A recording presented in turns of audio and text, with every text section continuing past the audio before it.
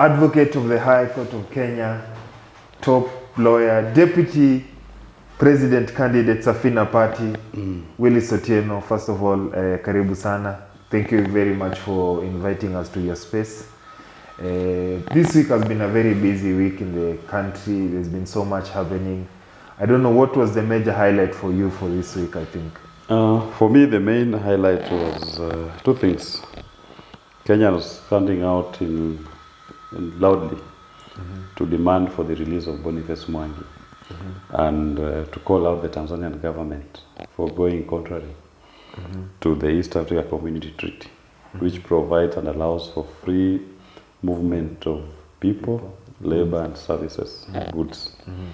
And the manner in which some Kenyans, prominent, eminent Kenyans and citizens were deported from Tanzania, and then the unfortunate abduction of Boniface Mwangi and being held in Communicado for 4 days. And Kenyans spoke out and they demanded for the release of their citizens. So it was a blight, in my view, in the standing of President Suluhu, because it showed that Tanzania is not committed to the ideals of the treaty, which they are signatory to. The other issue of major note this week was the launch of the unaffordable housing in Mukuru.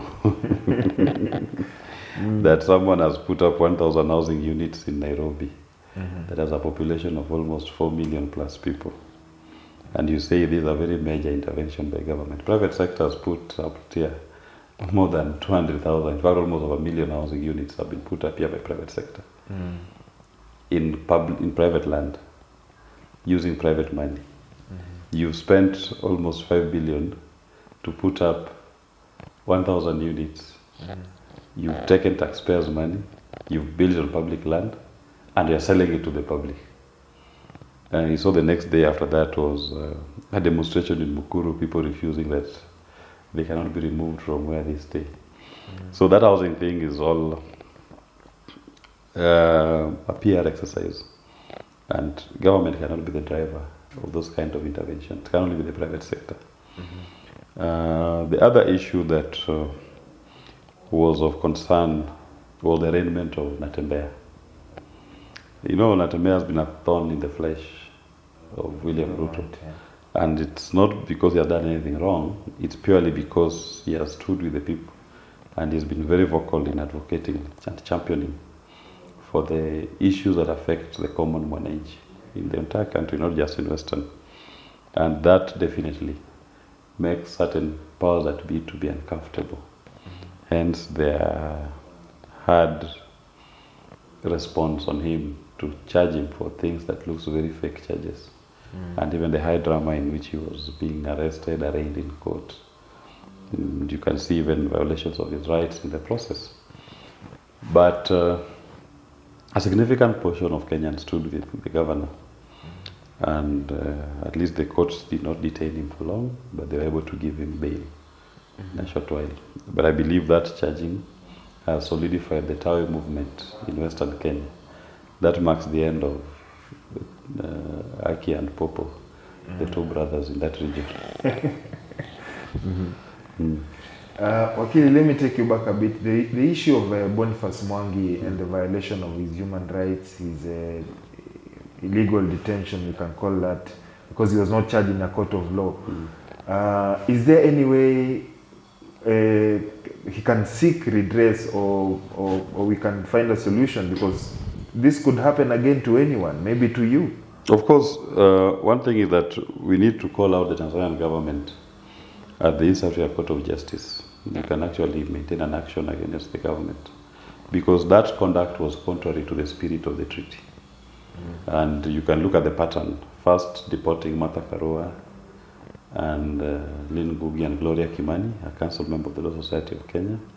Then the deportation of Chief Justice Emeritus Willie Mutunga, Alid, Hussein Alid and Hanifa. These are champions of human rights, deporting them without allowing them access into the country. Then the arrest and detention of Boniface. So it shows you that in that period, the Tanzanian government was acting in a manner that they were showing hostility to Kenyans going into Tanzania. Purposely, for those who they perceive to hold certain political views that they are not comfortable with. But the free movement of people across the borders of the partner nations does not presuppose that that free movement should only be enjoyed by those who hold the same views as the political establishments in the respective countries. No. That free movement of people and goods applies to all citizens of the partner states, irrespective of their political views. And the Tanzanian authorities need to understand that it is not only their praise singers who should enjoy the free movement of people. It is any citizen of the community has a right to enjoy the provisions of the treaty that allows for free movement of people. What do you think? Is it advisable maybe to stretch and take action at the East Africa Court of Justice, as you say, or we can let this person say, let's see how it goes? No. There's what we call eternal vigilance. When you see infractions of the law, it is not safe to say that you ignore it, accept and move on. It's accepting and move on that breeds impunity. We must at all times always call those who occupy positions of authority to account, because power, when it is not checked, tends to be abused. And if you don't do it this time, then the next time they will do it to another person. Then it becomes the norm, ultimately undermining the very purpose why we had that treaty in the first place. So the organs of the community must be moved to issue appropriate orders and directions on the conduct of the Tanzanian state in regard to the free movement of Kenyans who came from Kenya and wanted to access Tanzania. And if that was indeed contrary to the treaty. Because as it is, the people are being deported. There's nothing they've done. There's no aviation offense they had committed. There are no drugs they had in their possession. They are purely just walked into Tanzania, but they were told, no, you cannot stay. For Boniface Mwangi, who was detained, why was he being detained? Why was he legally being held? So those are the things that we are saying should be called to order. The East Africa Court of Justice needs to render itself on these questions. We have seen comments from the political class saying that Kenyans we are exporting our bad manners to our neighboring countries. We have seen Martha Karua, advocate of the High Court of Kenya, going to Uganda to represent Kiza Besige, who was a friend who had come actually to attend her event. We are also seeing Kenyans trying to move to other countries to help other political leaders or activists in problems. Do you think, as the political class are saying, we're exporting our bad manners? Is this bad manners? What is the bad manners? I mean, applying the rule of law, by no stretch of imagination can that be bad manners. Because these acts are purely acts about the rule of law. In fact, the only bad manners we have is the retrogressive regime, the killings of our young people, the key abductions of our young people, the corruption, the failed governance system, the collapsing economy, the unsustainable debts, the illegal debts that the Kenya government has been taking. Those are the bad manners that exist in Kenya. And the people who are responsible for exporting them to the rest of the world are the same legacy politicians. What the people who went to Tanzania or even Martha going to Uganda are exporting are the good manners of Kenyans, because it's about defending what is right and insisting on the rule of law. So how can that qualify to be bad manners by any stretch of imagination?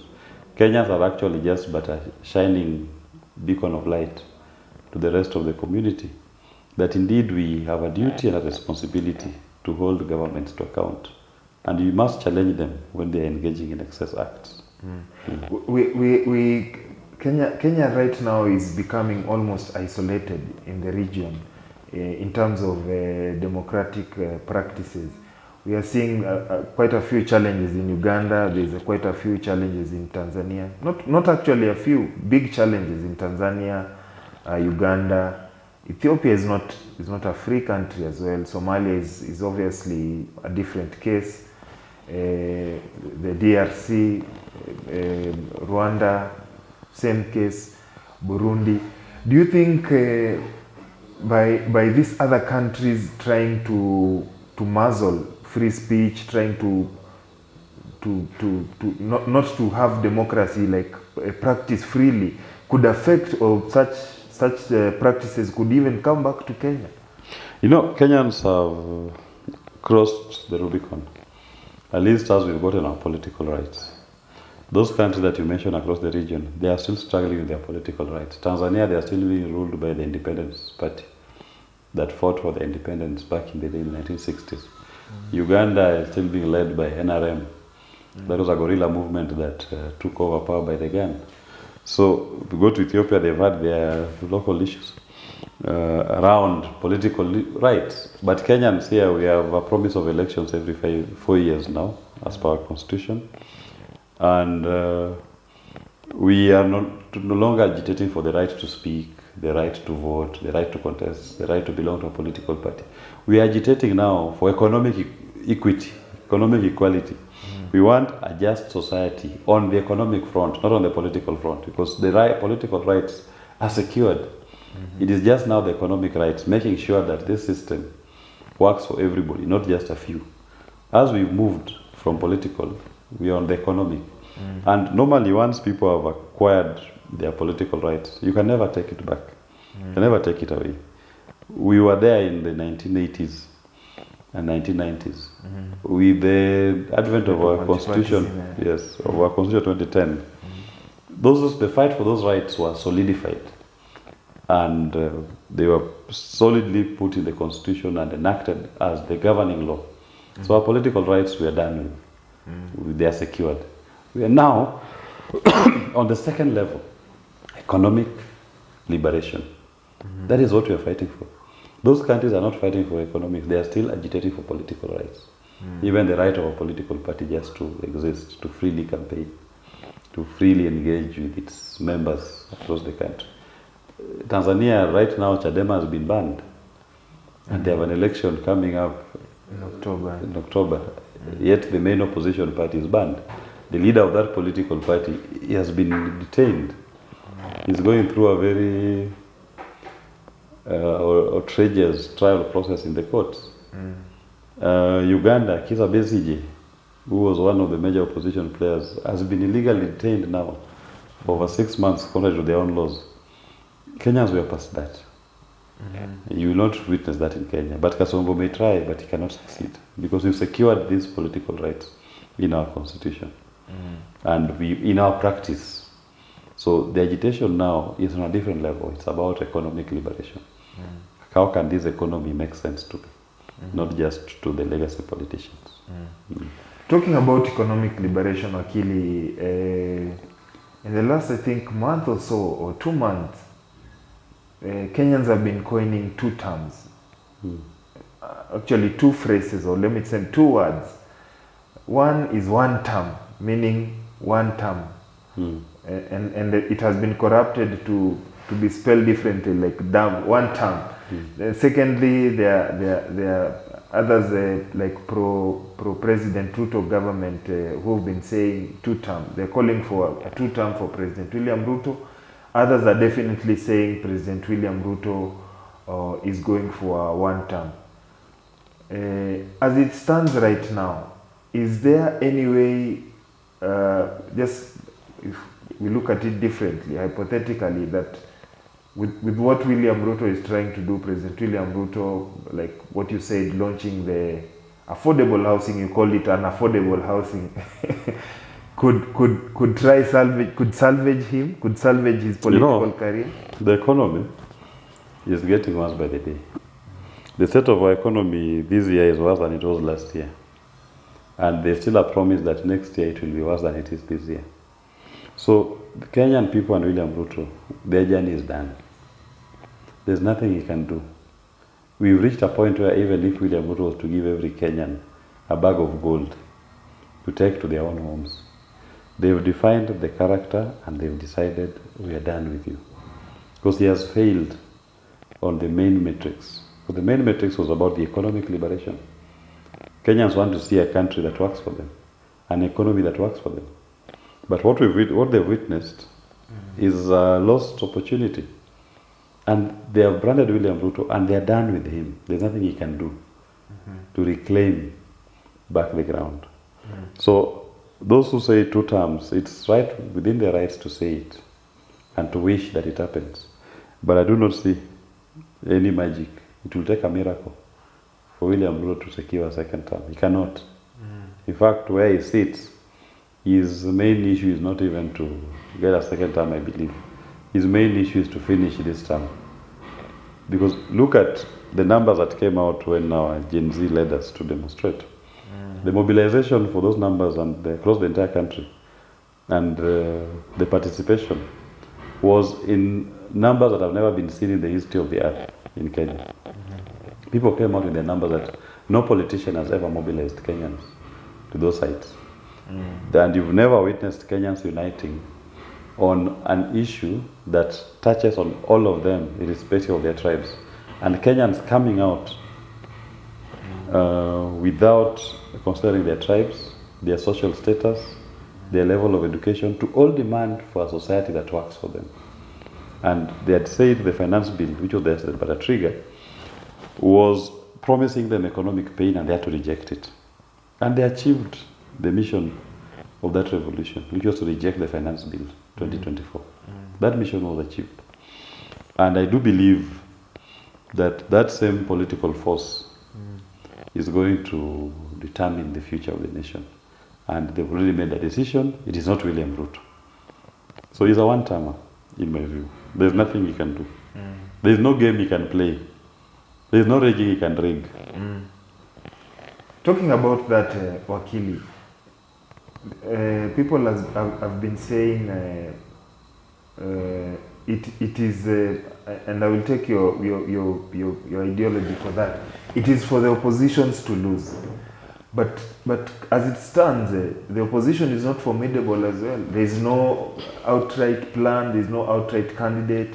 There is no outright roadmap. Do you think what blunders could the opposition make that would make Ruto a two-term? The mistake you are making, you're analyzing the opposition in the old lenses. They've never had the most effective opposition in Kenya like we have today. Because you are insisting on looking at opposition in terms of the legacy politicians who hold political parties. The opposition today is not those politicos. The opposition is the people of Kenya. And the people of Kenya are the ones who are now chaperoning governance and determining the future. So don't look at opposition and look at, you want to look at the legacy politicians, which political party, who is the big oncho behind that political party, what are people saying? No. That is legacy politics. That is the old that was rejected on the 25th of June. The opposition now is living in everybody's home. Every Kenyan, remember, when that same opposition stood up against Ruto and the members of parliament, they said, we are leaderless, we are partyless, but it was an opposition voice.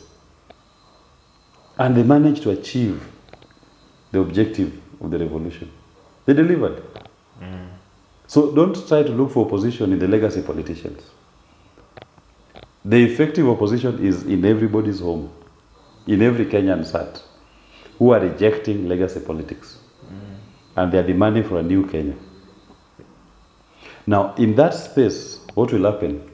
Some people say that, oh, the opposition is not united. The opposition is the most united. What is not united? There is no unity in leaders, some legacy politicians, who also express a desire to assume office.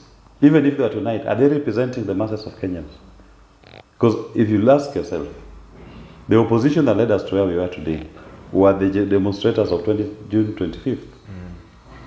Where was Gachagua during that demonstration? He was in government. Actually. Where was Matiang'i during that demonstration? Where was Kalonzo? Yeah. The only person who at least you can say to an extent was even associated was Jimmy Wanjigi, who was raided allegedly for sponsoring the demonstration. So they were not united to cause the June 25th. But June 25th succeeded nevertheless to achieve its objectives. So you don't need the same legacy politicians to unite to remove William Ruto. Even if we went back to the legacy politics, how the legacy politicians vote, even if those legacy politicians don't unite, William Ruto will still lose. Because even in terms of tribal voting, if that is what the parameter, which I believe is not, the split opposition legacy politicians, each running in their region, simply locks William Ruto out of those regions. So where will he get the winning vote? And yet he needs 50% plus one.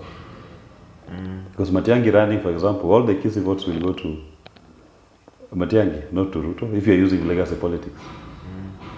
So Osoro and the 300,000 votes that William got in Kisii will all disappear. It will all go to Matiang'i. So who loses? It is William Ruto who loses. Same as Kalonzo, same as Wamunyoro. So everybody who runs as a tribalist locks their tribe. So where will you get this vote? But that is if you're using legacy politicians' lenses. I believe that Kenyans are not going to vote along tribes. Kenyans are now voting on an issue.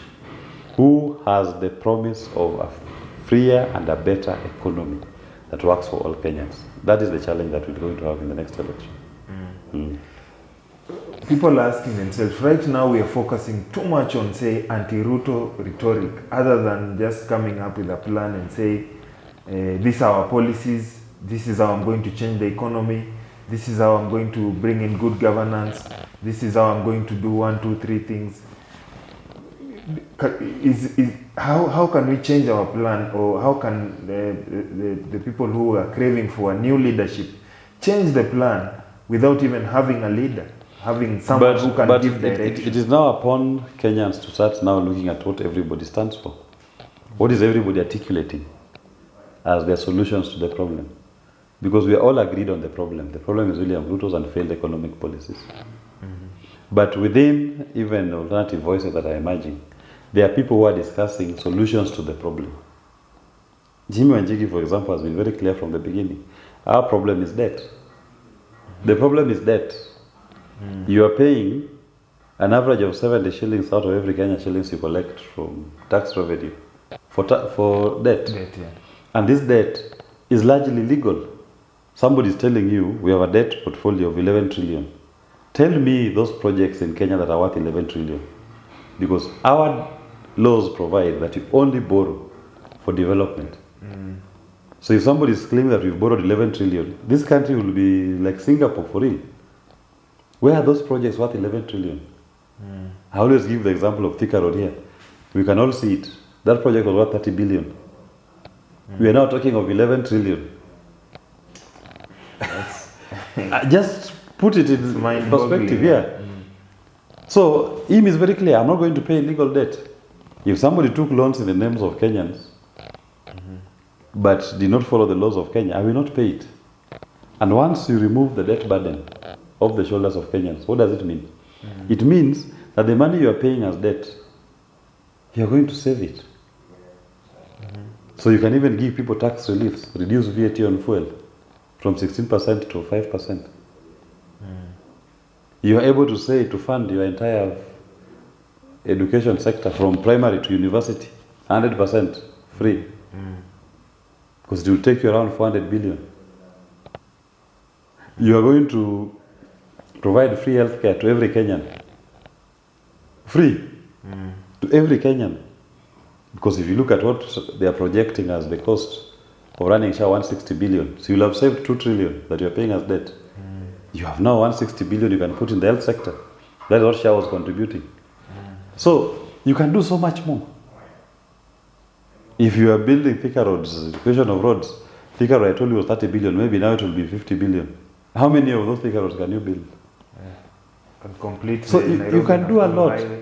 Yeah, Nairobi, Mombasa, not Nairobi to Busia Highway, make it 8 lanes. Without they are saying we had a concession from China. You can build it without borrowing. So those loans are illegal loans. Why take it? You have 2 trillion in a year that you've saved from paying, which was illegal debt. That road from Mombasa to Malaba or even Busia will cost you approximately 300 billion.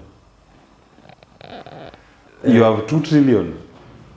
You can build the national lottery. Own funding. Wakili, your party and your party leader has been a proponent of this not paying this debt. We already have a debt, we know. Legally, do you think if we abscond and say we are not paying these debts, for example, come 2027 and Jimmy Wanjigi is the president of the Republic of Kenya and he says I'm not paying these debts, legally, how would that what situation would that put Kenya into? Since you said legally, the answer is very simple. Look at the laws of Kenya. If somebody took a loan in the name of Kenya, didn't apply it to any project, didn't get parliamentary approval, legally, is that loan taken by the people of Kenya? It is not. In fact, some of them, like Eurobond 1, he took $2 billion US. $1 billion we can trace came to Kenya. $1 billion went to a private account in Qatar. So you are telling me legally Kenyans should pay for that loan? No. Legally, Kenyans should only pay for that which came into their coffers, that was taken following their laws. That which did not follow their law is odious. And the banks that were issuing this money, there's what we call buyer beware. The banks must do their own due diligence. By the time you are lending money to Kenya government, you must have checked what does the law say about borrowing by Kenya government. What do their laws say? If you find that their laws don't allow for the kind of laws they're asking, you tell them no. So it's a risk the banks have taken. That's their problem. In Mozambique, the courts declared certain tuna bond, $2 billion US. Odious. And they didn't pay. In fact, Credit Suisse ended up paying them what had been paid towards part settlement of that loan. That is what we'll also do. If it is legal, we pay. But if somebody took money in the name of Kenyans and took it to his private account, I'm sorry, he will not pay. Wakili, what from international standards of and borrowing and from the international standards of borrowing, which laws do apply? Is it the borrowing country or the lending country or the country that where the lending organization is registered? No. It starts from, even if it is national, both laws apply. You cannot say that it's exclusive international law minus local law. By the time somebody walks into a bank, locally or internationally, the first thing the bank asks is your authority. What gives you the authority to come and borrow? Who are you? Who are you? So you walk into the bank and you say, I'm the government of Kenya. Yes. Where is your authority to borrow money from us? It is your law. You are a republic? Yes. So you have a parliament? Yes. You have laws? Yes. You have a constitution? Yes. The banks will go and look at your constitution. What does it say about borrowing? It will go and look for your acts of parliament. What does it say about borrowing? That's the due diligence. Okay, now you want to borrow, you've seen your laws say you must get parliamentary approval. You want to borrow this much, where is the parliamentary approval from your parliament allowing you to borrow? Where is the project that you are supposed to fund? Because your laws say you only borrow for a project. Give us the prospectus. Which projects are being funded? But you can't just walk in at it because I'm president of Kenya, I want to borrow $2 billion US, and the bank just gives you, you walk away with. Then that bank is not a borrower, that bank is a complicit criminal. Yeah, because you are a republic, you are not a monarch. This is not a monarchy, where the king's word is law. You are a republic, so you are governed by the rule of law. And the law is in the constitution and acts of parliament. So that is what settles it. So those banks are treated as criminals. And that's what happened in Mozambique. Credit Suisse paid money and it even collapsed. Some of their executives were arrested in Europe. Because how do you give loans? You're giving a country a loan and you're disputing money to people's private accounts. Then you ask the Mozambicans to pay. Yeah. It is not a sovereign debt. That's a criminal enterprise.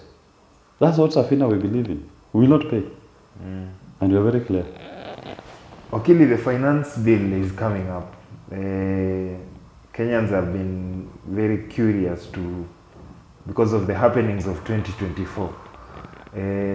Have you gotten a glimpse of any of the documents, and do you see that currently the William Ruto administration said it had brought in experts, that now this time things are going to be smooth? things are going to be fine. Have you not seen now that finance bill is being hidden like weed? It's not liberally shared like it was shared last time. Yeah, why? But they've increased taxes, levies and charges in the finance bill. This coming financial year, the debt payments will be 2.2 trillion. This ending financial year, their collections, what they collected from tax revenue, projections is not going to get past 2.3 trillion. In other words, We're only remaining with like 100 billion. In other words, if they don't increase their taxes, how will they fund that? then the system will not function next year. So the finance bill has increased their taxes, charges and levies. A broke government raids your pocket and makes you bankrupt. But they're trying to hide it. They don't want you to see. You're going to see there's something they call a sugar levy, which is going to be levied on transporters of sugarcane. Who will pay the ultimate price of that sugar levy? It's the consumer. Not the farmer, it's the consumer. Yes. Yeah, it's levied on the farmer, but ultimately it affects the pricing of the sugar. So everything is going to be increased. There was even a proposal to increase VAT on certain items which are not vatable, have been zero rated. They are now being made vatable. Certain basics. Items that people use. I read somewhere that the government currently is conducting mostly of a PR exercise. We saw the Treasury CS issued a notice and said, please Kenyans, can you help me contribute to make the statement for the financial year 2025-2026, come make your contribution. Do you think this is maybe they are trying to, they learned from their mistake? No, that is just PR exercise. If they want to have a serious conversation with Kenyans, they should do a public forum and start sharing from what is the state of our economy. What do we earn as a country? How is it paid out? Yeah, what do we earn? What do we receive? What's our income? Then where's our budget? How do we spend it? Tell Kenyans these are the debts that you have. And give us the pockets of debt. And tell us what projects they applied to. Because Kenyans will ask questions. But somebody just seeing they have paid 2 trillion shillings in 1 year to debt finance. To finance what? What was it? What did that debt to finance? So you cannot have you cannot send comments to the CS in isolation. He must first give you the full picture of the state of the economy. Tell you this is our debt portfolio and these are all the pockets of debts that we have. And these are the projects the debt financed. And these are our revenue streams. This is what we're earning. Help us now develop a policy and now we are going to come up with a budget. Do you know even last year, this financial year, you know there is even no budget that was read. That was just a statement that was read in Parliament. There's no budget. Have you seen the Kenyan budget? Ask any Kenyan here to show you the budget. They have not seen it. It's hidden. Because as per our Constitution, Article 220, a budget must have estimates of revenue and estimates of expenditure. This is our revenue estimates. What we are earning. And this is how we propose to spend it. You put them together and you achieve what is called a balanced budget. But these characters just show you estimates of expenditure. They will just show you estimates of expenditure. They've never published to Kenyans an estimates of revenue and expenditure together, as envisaged in Article 220. Can such documents be available to the public? It should be, because those are public documents, and the Constitution demands for the development of that document. So this financial year, we should ask them, readers, give us the estimates of revenue and estimates of expenditure. Don't give us your statement you are reading in Parliament. That's just a statement you are reading. A policy statement you are reading. But give us Article 220, estimates of revenue, estimates of expenditure. He will not give you. Why? Because that is where they start going to borrow illegally. Because if they told you are going to borrow this much, 200 billion, to fund this particular project. It'll be outcry. No, you will know. So the next time they try to borrow beyond the 200 billion, which was in the budget, people will make noise. So they never give you the estimates of revenue. They leave that part of revenue blank. It's not shared to Kenyan people. Parliament is a, say, an accomplice in all this. The Because, most for useless. example, the Public Accounts Committee is supposed to check on this. The most useless office in this country today is called the Parliament of the Republic of Kenya. They even have a budget a committee that is supposed to be in charge of public debt. They don't even know what the state of public debt in Kenya is today. If you ask the chairman of that committee to tell you, at least give you a list of all our debts in the last 10 years and all the repayments made in the last 10 years, he cannot give you. It's the most useless organ. If Kenyans are relying on that parliament and to oversight the executive, tough luck. How They're can we incompetent. remedy this? We have to vote all of them out. Fagia water. You cannot continue with these legacy politicians. They are the ones who caused all this mess. Because if parliament was functioning, we will not be in this mess. They are there for themselves. But if anybody thinks they can get life or Kenyans can get better with the same legacy politicians, continue. There's no chance. Wakili, you're taking me back to the problem that is that currently affects Kenya, which is leadership and the political class, the elite political class. You have said the solution is to fagia water, but just clean up parliament, clean up the leadership from top to bottom. As a Willis and as a member of Safina Party, what do you think is the roadmap for Kenya to get new leadership, to just do a revamp, or we do a restart, a reset to Kenya? We have to start having a conversation that focuses on the people. And the Kenyan people also need to identify leaders who mean what they say. And we have to test everybody's ideas before they're elected. Yeah, when somebody tells you I'm going to bottom up, what is bottom up? You must test it, have a debate. When somebody comes to a political rally and is doing sound bites, TB Mtialala, that can be the basis of election. You must ask, test ideas, ask questions. Are they viable? Are they feasible? Yeah. And I do believe these Kenyans are now more enlightened. They are not the Kenyans of before. These ones are now more enlightened. They have phones, smartphones on their hands. They can get information, verify information. They have AI that can help them to understand tough concepts. They are now more enlightened. And that is now what we need to bring into our leadership. The same scrutiny by which you interrogate or interview anybody who wants to work for you or to provide service to you. That's the same one that we must now apply to the political class. But the legacy politicians, fagia what? And we are 50 million, so we are not lack of choices. The legacy politicians, in totality, they are not even more than 5,000, all of them. Even if you kicked all of them out, you still have to choose over 50 million Kenyans to choose from. Yeah.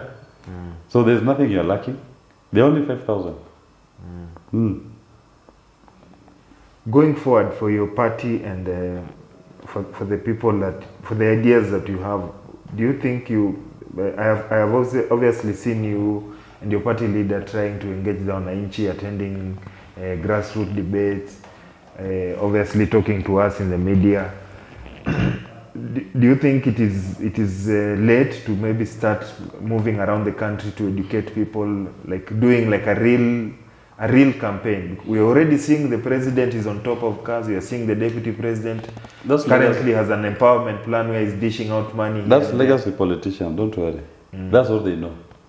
We are not going to campaign the way the legacy politicians do. Yeah. When William Ruto was insulting young people here on top of cars, telling members of parliament, pitisha raka. It was in June. Pitisha raka. Kesho asubuhi mimi naweka sahihi. There was nobody equally campaigning on the other side, telling him he's wrong. But there was no other person on top of vehicles. It was him and his legacy politicians on top of vehicles running all over the country like madmen. When the crunch time came, things flipped. So why are you worried about? I don't need to use their tactics. We can use our tactics. So You don't give them. Why are you taking us into on top of motor vehicles? That's playing in the arena. Safina party is with the people, and the people know where the forums they meet. And these legacy politicians don't even know about these forums where people are meeting today. The online platforms people are meeting and having conversation. Yeah. People will not. How many times Ruto was here in Nairobi on top of vehicles everywhere? He went to almost all the constituencies. Do you think it changed even a single vote to support him? He didn't. In fact, he was advertising to Nairobians how bad he is. So you want us to go the same trajectory when we know where Kenyans are now having a governance conversation. It's not on top of vehicles. It's on their hands. They walk with it every day.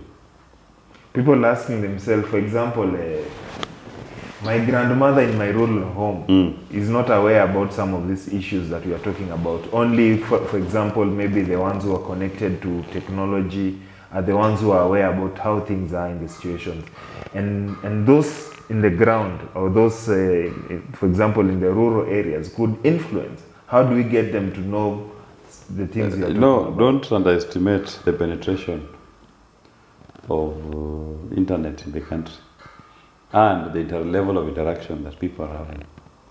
Even your grandmother has access to a young man who is in his early 20s or in his teenage years. Yeah. And your grandmother understands the economy because she knows when she sends somebody to the shop to buy sugar. Yesterday, the price of sugar was 120. Today, he goes send somebody, it is 130. She knows. And you have penetration of vernacular stations here. Your grandmother has access to a radio somewhere, or someone has access to a radio. They all interact. These are not the times when Kenyans had no access to information. The level of information penetration in the country is very high. And Kenyans are able to discern. That's why branding legacy politicians is the easiest thing. The information easily flows across the country. Even just people who are going to watch us on this channel, they have families. They are not bots. And they share information with their family members. And they form ideas, they form opinions. So we are now operating on a different trajectory. If you go to some countries across the globe that are more advanced technologically, if you went to London, for example, on election day, you don't even know it's an election day. Business as usual. And you'll see the numbers, huge numbers of people who have voted. Why? Where are the campaigns? You never notice people going to campaign. The campaigns on the TV, on their phones. When they go to campaign, they meet in town halls. Very few people go to the town halls to do the campaign. That is where Kenya is heading to. And we must accept and align with that new emerging order. That we will have small conversations in terms of analyzing and choosing our leaders. Not what the legacy politicians have fed us over these years. Because it's that legacy politics, that system that sustained legacy politics, is the system that we are bringing down and creating the Fourth Republic, a new Kenya. A new Kenya where the voice of the people is the voice of God. And everything is done to the best interest of the people. Wow, what a sobering way to end it. I think Kenyans should try to digest that things have changed. It's not about what other leaders, legacy politicians say, watu wa Nairobi ndio wanaandamana. Watu wa Nairobi ndio Gen Z. So it's a national problem. Thank you very much, Wakili, for your time. Thank you very much for having us. Okay. Yeah. Thank you.